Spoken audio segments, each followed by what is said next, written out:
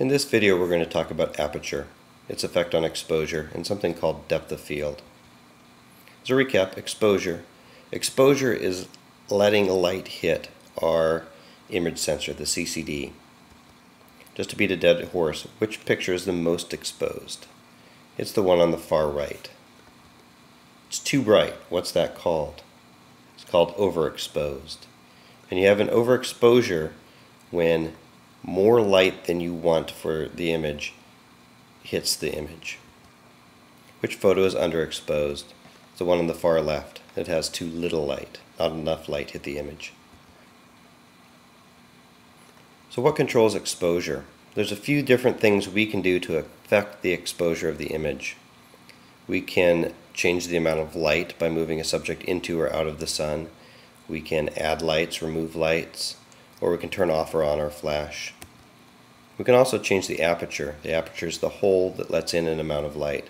So we can increase the size of the aperture and let in more light to increase the exposure, or we can decrease the size of the aperture, make a smaller hole to let in less light and lower the exposure. We can also manipulate the shutter. The shutter covers the hole and uncovers the hole for a period of time when we tell it to. So we can have the shutter remain open longer to make more exposure, or we can let in less light by having the shutter open for a shorter period of time. So the aperture has some settings. Most cameras have these settings. It's called an f-stop. And on the scale here we have f1.4 through f22. A larger number is a smaller hole. That involves some math that we'll talk about later, but again, larger number, smaller hole. Smaller number, larger hole. So f1.4 is the largest hole on this scale. It lets in the most light. f22, smallest hole, lets in the least light. So if your most exposure, you're going to get the most exposed image using f1.4 and the least exposed image using f22. The shutter, which we'll talk about in a different video, is measured in seconds. On the left we have a 1 second shutter, and on the right we have a 1/120th of a second shutter speed. So again, on the left we have the most exposure because the shutter is open the longest period of time, and on the far right we have the shortest shutter speed, the least amount of exposure. So the way I've set up these scales on both the aperture and the shutter, you have the most exposure on the left and the least exposure on the right. So again, more light to the left, less light to the right. If you make the aperture one stop smaller, what do you have to do with the shutter? So really quickly we'll talk about this. I'll talk about this in more detail later. But say our appropriate settings on our camera, when the camera was set on automatic, it said we need an f5.6 setting and 1/15th of a second shutter. If we decrease the aperture one stop, it's called, to f8, so this is a smaller hole, we're letting in less light, we have to compensate the same amount, the same number of jumps in the shutter, one stop, to a longer shutter speed. That gives us the same exposure with different settings. The same amount of light got in. Again, we'll talk about that in more detail later. So in addition to exposure that the aperture and the shutter can control, by changing the size of the hole on the aperture or changing the length of the shutter, we have other effects that are caused in our image. So in addition to affecting the exposure, what effect does changing the aperture have? Something called depth of field. Here's an image on our left, which is a completely focused picture. Image on the right, we have some blur. So there's more depth of field on the left and less depth of field on the right. This was controlled by the aperture. So a depth of field is the distance or range in which the objects appear to be in focus. So from front to back, what's in focus? And so it's the amount of space in front of and behind the object you focused on. So a large depth of field means that the area is larger and more of the scene will appear in focus. A shallow depth of field means the range will be smaller and objects closer or further will appear blurred.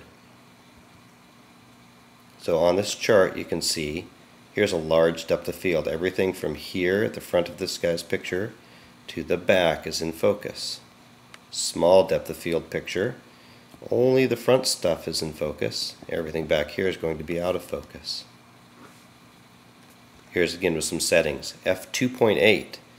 That was again a large hole. It has less in focus. So remember, the large hole let in more light, more exposure, but it means less is going to be in focus. You're going to have a shallower depth of field. This is both good and bad. We'll talk about that later. Now f8, it's a smaller hole, and you can see that here. Big hole, small hole. f8, smaller hole, more stuff in focus. Less light is getting in, but more things are in focus. So shallow or large depth of field. It's shallow. All we have is the feet in focus. Everything else is blurred.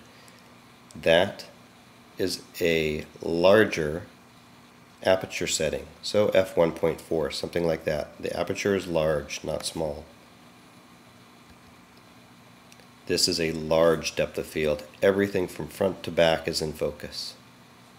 That could be done with a small aperture or larger number. f22, small hole. Everything's in focus. Shallow or large. This one's shallow. Only from about here to here, about the width of a locker is in focus. This is what we focused on. Shallow depth of field. Blurry in the front, blurry in the back. Again, done with a large aperture. Small f-stop setting. This is a large depth of field. Everything's in focus. Here's two examples. One with a large depth of field. Again, that was done with a f-stop of like f22, which is a small aperture, small hole.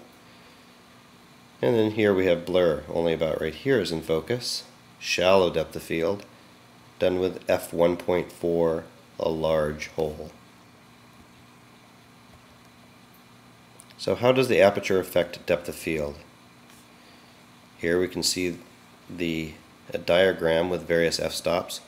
f1.4 is a large hole, f8 is a small hole, and this is more things in focus. This is a large depth of field, this is a shallow depth of field. So large DOF, more in focus, with a small f-stop. There you go. There's the large depth of field. Everything's in focus. How about a large hole? Small f number. f1.4. Shallow depth of field. Less in focus. And you can see the results of that there. So setting the aperture. We have some choices.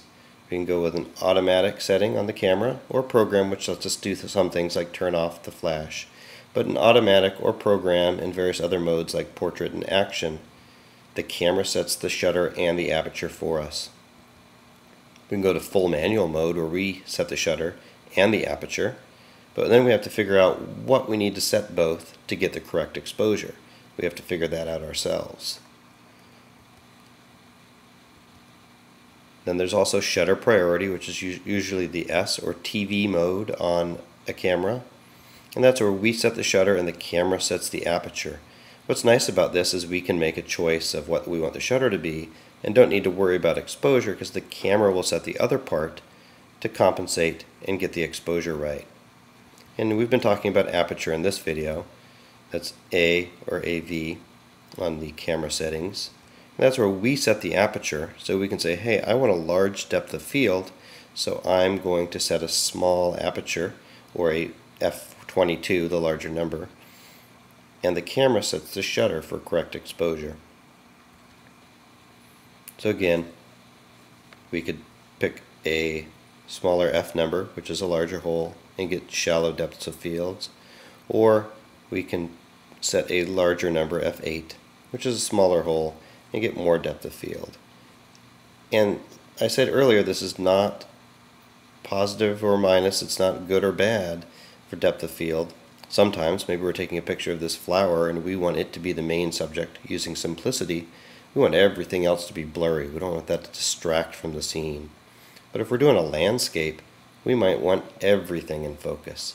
So the aperture affects exposure, but we can also do some artistic things by changing the aperture to a setting that gets the amount of blur, the amount of depth of field that we want.